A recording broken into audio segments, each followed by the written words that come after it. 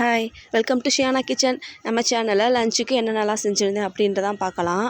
White rice, mutton gravy, chicken ஈரல், அப்புறம் ரசம் இதெல்லாம் தான் செஞ்சுருந்தேன். இப்போ மட்டன் கிரேவி எப்படி செய்யலான்னு பார்க்கலாம். இதுக்கு ஒரு கடாயில் 5 ஸ்பூன் அளவுக்கு எண்ணெய் சேர்த்துக்கோங்க. எண்ணெய் நல்லா சூடானதும் பட்டை, கிராம்பு, ஏலக்காய், அன்னாச்சிப்பூ, சோம்பு எல்லாத்தையுமே தாளிச்சிட்டு இது கூட 3 பெரிய வெங்காயத்தை கட் பண்ணி சேர்த்துருக்கேன். கொஞ்சம் கருவேப்பிலையும் சேர்த்து வெங்காயம் நல்லா வதங்கினதும் இது கூட 2 தக்காளி கட் பண்ணி சேர்த்துருக்கேன். அதையும் சேர்த்து நல்லா வதக்கி எடுத்துக்கோங்க. 2 ஸ்பூன் அளவுக்கு இஞ்சி பூண்டு பேஸ்ட்டு சேர்த்து அதோட பச்சை வாசனை போகிற அளவுக்கு நல்லா கிளறி எடுத்துக்கலாம். இந்த ஸ்டேஜில் 2 உருளைக்கிழங்கு சின்ன சின்னதாக கட் பண்ணி சேர்த்துருக்கேன். அதையும் சேர்த்து ஒரு 2 நிமிஷம் நல்லா வதக்கி எடுத்துக்கோங்க.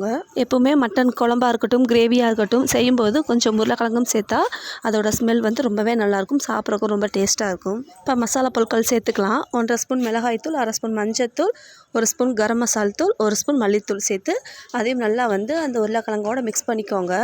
இப்போ நான் மட்டன் வேக வச்ச தண்ணி மட்டும் இந்த உருளைக்கிழங்கு வேகிறதுக்கு சேர்த்துக்கிறேன். உருளைக்கிழங்கு எல்லாமே நல்லா மிக்ஸ் ஆனதுக்கப்புறம் மட்டன் வேக வச்ச தண்ணி மட்டும் இதில் சேர்த்துக்கிறேன். மட்டன் லாஸ்ட்டாக சேர்த்துக்கலாம். தண்ணி சேர்த்து அந்த உருளைக்கிழங்கு வேகிறதுக்கு மூடி போட்டு 10 நிமிஷம் லோ ஃப்ளேமில் வச்சுருங்க. வச்சு நல்லா கலந்து விட்டுக்கிட்டே இருங்க, அடி பிடிக்காத அளவுக்கு. இப்போ உருளைக்கிழங்கு நல்லா வெந்துருச்சு. இப்போ மட்டன் சேர்த்துக்கலாம். நான் 1/2 கிலோ மட்டனை கழுவி இது கூட கொஞ்சம் இஞ்சி பூண்டு பேஸ்ட்டு, உப்பு சேர்த்து 3 விசில் விட்டு எடுத்திருக்கேன். உங்களோட மட்டனோட தன்மையை பொறுத்து நீங்கள் வேக விட்டு எடுத்துக்கோங்க. மட்டனையும் சேர்த்து நல்லா மிக்ஸ் பண்ணிக்கோங்க. நல்லா கலந்து விட்டுட்டு அந்த தண்ணி நல்லா ட்ரை ஆகிற அளவுக்கு கலந்து விட்டுக்கிட்டே இருங்க. தண்ணி நல்லா ட்ரை ஆனதுக்கப்புறம் நான் ஒரு 2.5 ஸ்பூன் அளவுக்கு மிளகுத்தூள் சேர்த்துக்கிறேன். மிளகுத்தூளோட காட்டம் அதிகமாக இருந்தால் சாப்பிட்றக்கு ரொம்ப டேஸ்ட்டாக இருக்கும். கொஞ்சம் மல்லித்தலை தூவி ஸ்டவ் ஆஃப் பண்ணிக்கோங்க. அவ்வளோதான், சூப்பரான மட்டன் கிரேவி ரெடி ஆயிடுச்சு. இந்த மாதிரி செஞ்சு பாருங்கள், சாப்பிட்றக்கு ரொம்பவே சூப்பராக இருக்கும். இப்போ ஈரல் செஞ்சுக்கலாம். சிக்கன் ஈரல் நல்லா வாஷ் பண்ணி இதை பவுலில் சேர்த்து இது கூட 1.5 ஸ்பூன் மிளகாய்த்தூள், 1/2 ஸ்பூன் மஞ்சத்தூள், ஸ்பூன் இஞ்சி பூண்டு பேஸ்ட்டு, தேவையான அளவுக்கு உப்பு சேர்த்து நல்லா மிக்ஸ் பண்ணி 1/2 மணி நேரம் ரெஸ்ட்டு விட்டுருங்க. 1/2 மணி நேரத்துக்கு அப்புறம் ஒரு கடாயில் 2 ஸ்பூன் அளவுக்கு எண்ணெய் சேர்த்து நம்ம ரெடி பண்ணி வச்சுருக்கிற ஈரலையும் அதில் சேர்த்து கொஞ்சம் கருவேப்பிலை சேர்த்து நல்லா மிக்ஸ் பண்ணிக்கோங்க.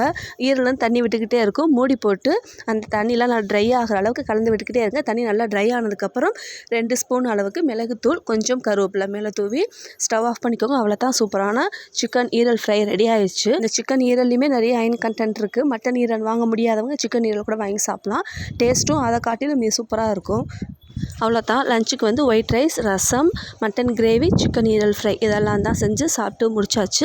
உங்கள் வீட்டில் என்ன லஞ்ச் அப்படின்றத மறக்காமல் சொல்லுங்கள். இந்த லஞ்ச் காம்போ பிடிச்சா மறக்காமல் ஷேர் பண்ணுங்கள். சிக்கன் ஈரல் யாருக்கெல்லாம் பிடிக்கும் அப்படின்றதையும் மறக்காமல் சொல்லுங்கள். நாளைக்கு இன்னொரு வீடியோ சந்திக்கிறேன். டாடா, பாய்.